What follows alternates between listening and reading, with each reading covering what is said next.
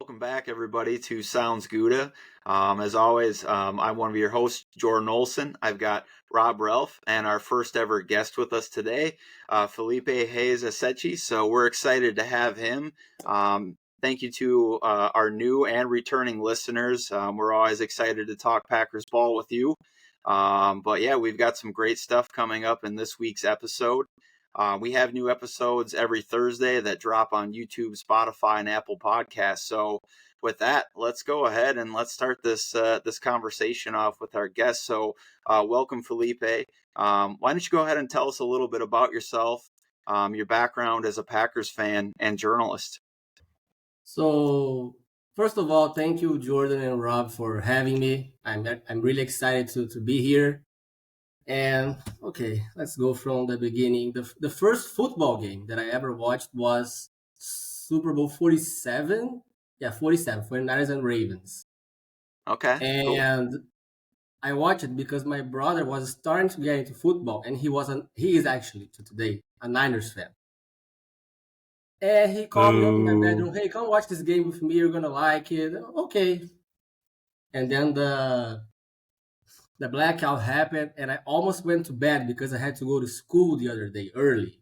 But Yeah. I decided to stay up and try to catch the rest of the game. And man, the decision I made on that day changed the rest of my life. And I'm so thankful that I did it. But that still doesn't relate to the Packers, and I will explain that shortly. I was almost a 49ers fan because of my brother. I was very, very close, very close. But then I decided that I wanted to make my own choice, right? I wanted to Mm-hmm. pick my team. And I was searching for cities, players, history. And then I remember ending up with some random number 12 guy named Aaron Rodgers on YouTube. And the plays that he's made it, and I was like, this guy is not real. That's impossible. Impossible. A lot of And teams think he's the boogeyman, right? You came across the boogeyman on the internet at the time, yeah, so and that was pretty much it. I saw that guy that was like an alien, and I said, I like this guy. And truly, although I don't agree with a lot of things that Rogers does off the field, I'm forever thankful to the player he is because he's the guy that mm-hmm. got me to football. So that pretty much started, and I've been watching every season. 2013, 14, I watched like not that much, but I was aware of what was happening. And 2015 from now, I'm fully committed. I do not miss a game. I watch Monday nights, Thursdays, Sunday, all the regular games.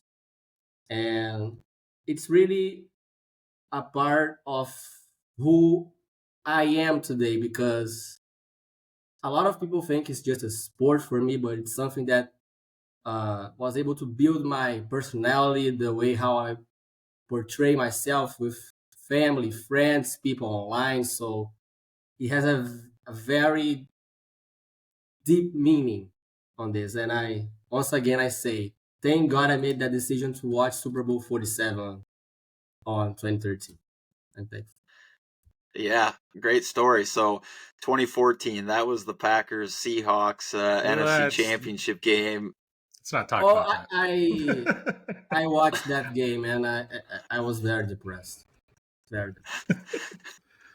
Well, you know what? I'm impressed though, because as somebody who was deciding to be a fan of a new franchise at that point in time, you could have been out after that game and you weren't, you stuck. So that's the real thing right there. Cool. Well, yeah, hard not to like Aaron and the Packers and this new era we're in. So Yeah, and I mean, uh, obviously, we're all very excited about Jordan. Uh, I think he's the real deal. He's gonna get paid. I know we're gonna get into this later, but he's gonna get paid. Just doesn't matter how mhm. much. But I'm just enjoying this new era just as much as I enjoyed the Rogers one. Not even if more in my case, probably. Yeah.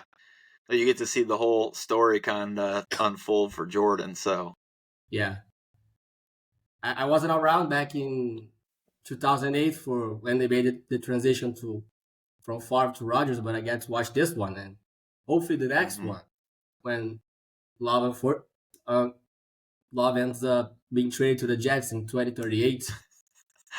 We'll see.